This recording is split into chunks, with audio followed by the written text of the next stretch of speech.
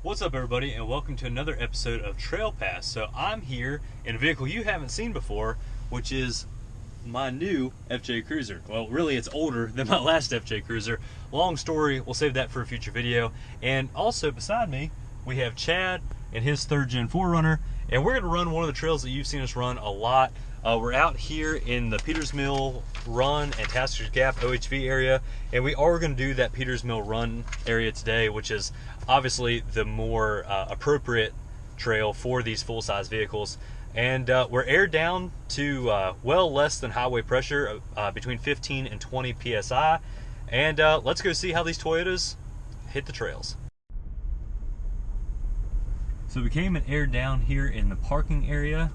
Now we'll run across the road here and start the trail. Ooh, just pulled out in front of a brand new Bronco. That thing's pretty nice. Chad did the same.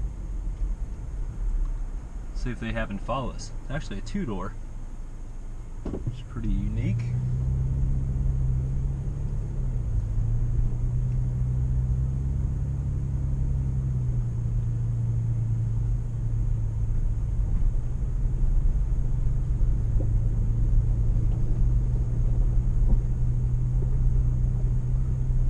Oh, looks like the raspberries and blackberries are starting to come into bloom.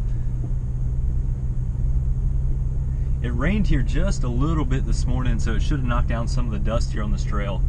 This is kind of a dual-use trail. It's shared between these full-size rigs and ATVs, dirt bikes, side-by-sides, and the like.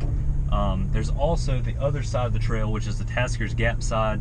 That is only open to those smaller machines, no full-size vehicles there. But this is a really fun trail. We see a lot of people come down here from the DC, Maryland area. Looks like it's getting pretty grown up.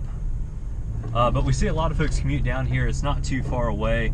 The closest town here is Edinburgh, Virginia, but it is right off of Interstate 81. And actually, I don't know if you want to call it my home trail, but I live only a couple minutes away from here. And it's one that we're fortunate enough to get to run here pretty frequently.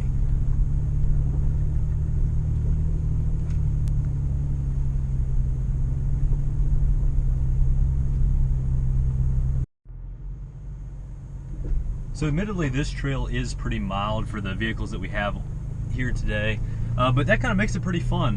We're not having to go into diving into our lockers or low range. I'm actually still in two-wheel drive now.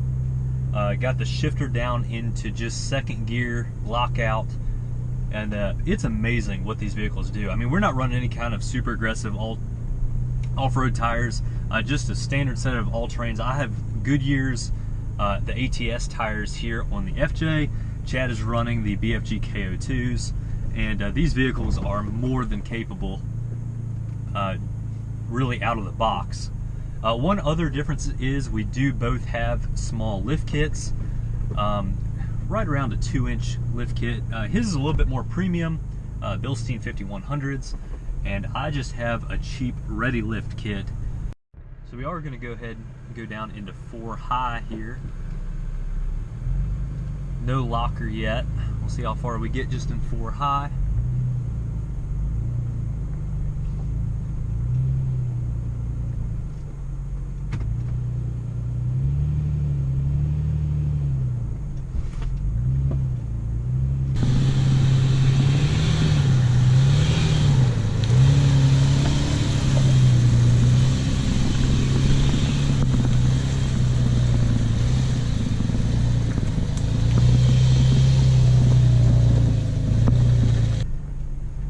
Yeah, so 4-wheel high, and just with that little bit of the second gear lockout, keeps it right in the torque band for crawling around here sub 5 miles an hour.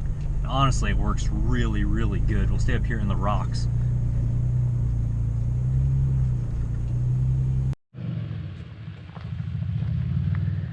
Chad already showing off the luxuries of the 4Runner. Has the sunroof open there.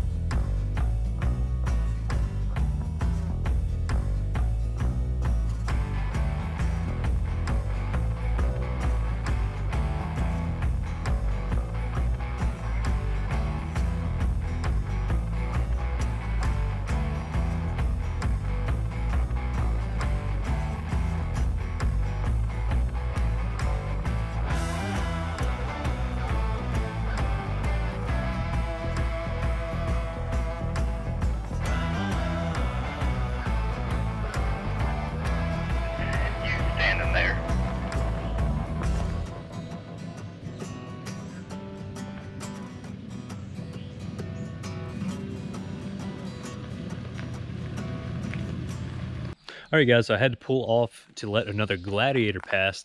Amazingly, at least in this part of the country here on the East Coast, we're starting to see more gladiators out here on the trail than anything else. Even more than, just normal Wranglers, which is pretty incredible despite the price. So went ahead and pulled over here. Pretty cool shot. Started to see some of the articulation here. Like I said, this is just a ready lift suspension, it looks like to me. If you know more, let me know down in the comment section. We'll look here in the front as well. But looks like just a cheap little lift kit, probably about 2 inches.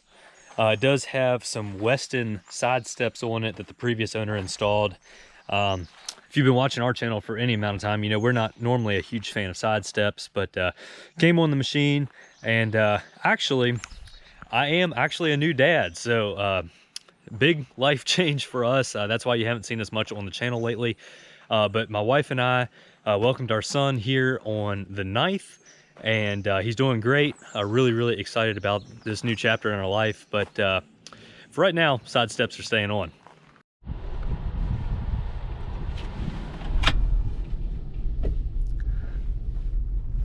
So even for an older vehicle, the inside of this FJ Cruiser is a remarkably comfortable place to be. These seats are fantastic. Really simple gauge cluster and radio, but honestly, it's what I need and nothing more. One thing I do kind of miss, my 2011 had the updated stereo system. This is the F-Jammer from Toyota, but the newer ones do actually, they look almost identical, but they have Bluetooth, and that would be something that would be pretty nice. I'm sure you could add it in the aftermarket.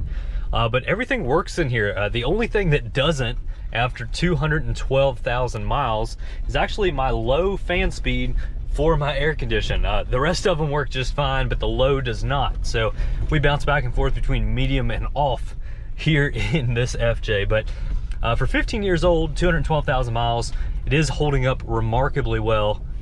And honestly, a really great vehicle out here on the trails.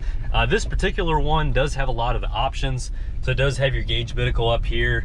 Like I said, it does have the locker and does have the subwoofer in the rear and the roof rack. Those are the majority of the options I think you can get on these things.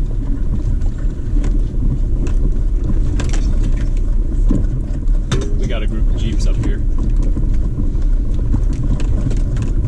Stop or keep coming? Keep coming, they've moved off.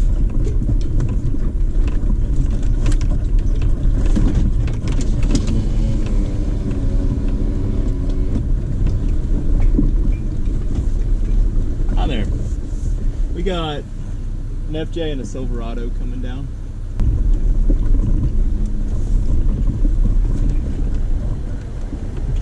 How you doing? What's up, dude? Hey, nice Jeep. Thanks, man. I like it. Nice Yoda. Thanks.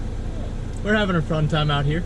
Of course we are. Yeah. That's what it's all about. It's 4th of July weekend. I know. In the woods. Oh, it's the best thing ever. I know, man. Love it. I know.